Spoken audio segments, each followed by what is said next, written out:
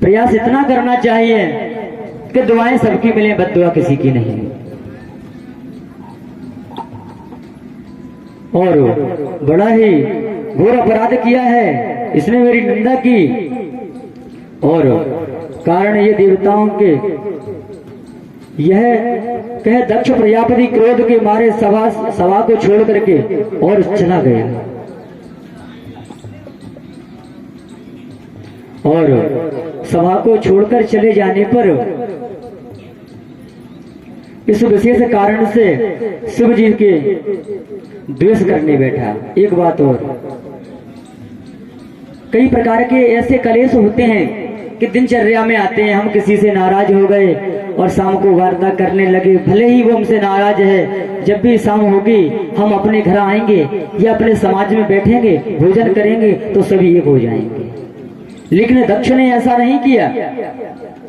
दक्ष तो हमेशा उनसे द्वेष करने लगा, प्रजापति को हमेशा वह अपना बैरी समझने लगा और सभा को छोड़ करके चला गया।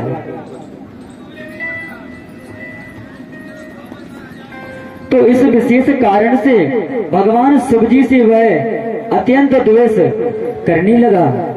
सब देवताओं को आमंत्रित किया राजा दक्ष ने, लेकिन जानकर भी भगवान भोलेनाथ को कोई सूचना, कोई संदेश नहीं भेजा। और महारानी जो सती हैं, जो भगवान पशुपतिनाथ के अर्धांगिनी है, वो आज बैठे हैं और देख रहे हैं कि नाना प्रकार के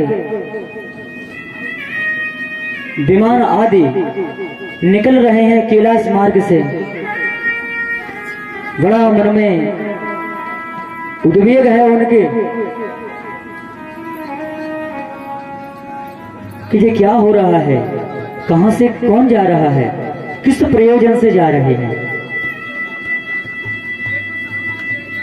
भगवान शंकर से बहुत प्रार्थना की। मैं संक्षिप्त निवेदन कर रहा हूं क्योंकि श्री भक्तों का आदेश था कि आपके चरणों में मैं कुछ समय निकालूं, इसलिए मैं आपके गोद में बैठकर आपको कुछ शब्द प्रभु में समर्पित करने का प्रयास कर रहा हूं। अल्प बुद्धि के द्वारा जो गुरुजनों से ग्रहण किया, सादर आपको परोसने का कार्य कर रहा हूं।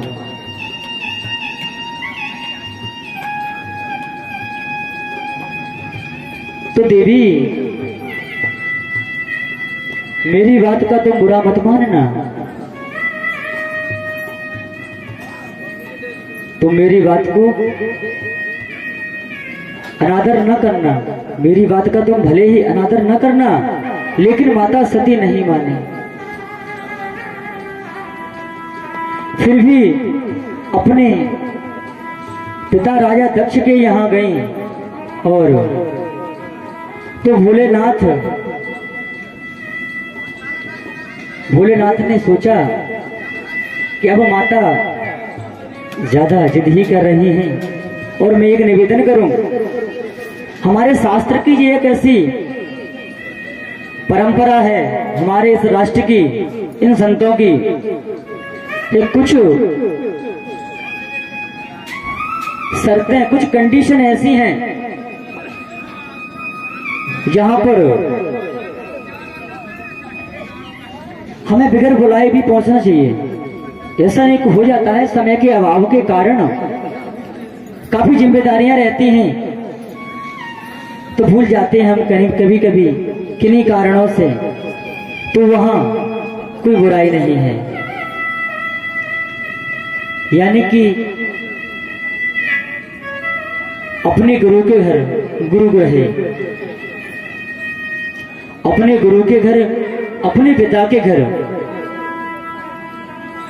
व्यवस्थावश यदि वो भूल गए हैं तो जाने में अधिकार नहीं, कोई संकोच नहीं मन में।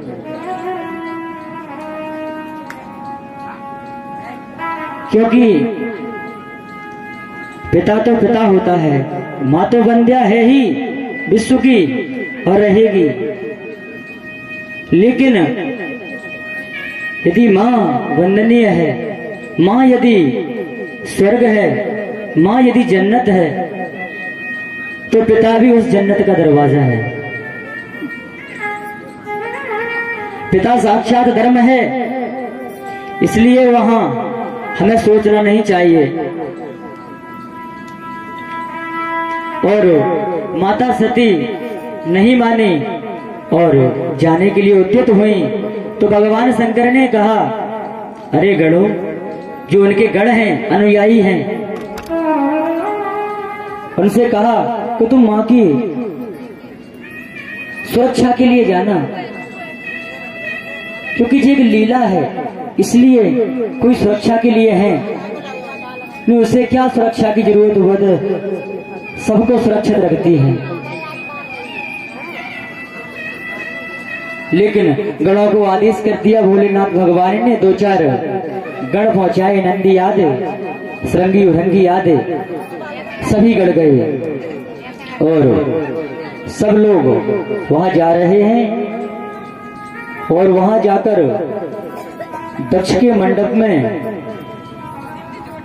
कि अनुग्रहम तमवेक्षवेत चाद्वरम पिता देवी कृत हेलनम विभो अनाद्रता यज्ञ सदृश्य श्री श्रुति चुको लोका निवासीरुत। अपने पिताजी के द्वारा भगवान के शंकर को, भगवान शंकर के अपमान को देखा और शिव जी का कोई वहां पर ऐसा नहीं, अपमान तो केवल इतना होना चाहिए कि दरवाजे पे आए और सबको नमस्कार राम जोहार हो रहा है और हम सामने वाले की चर्चा भी नहीं कर रहे हैं। चर्चा तो दूर है, उसको देख नहीं रहे हैं,